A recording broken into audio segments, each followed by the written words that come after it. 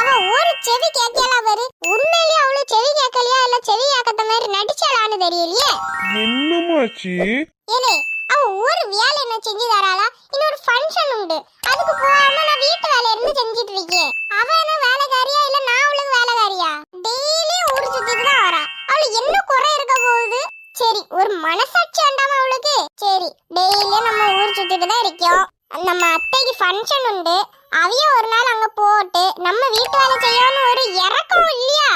எப்ப பார்த்தாலும் அவளும் ஊரு தான் சுத்தணும், காலையில இருந்து ராத்திரி வரைக்கும்.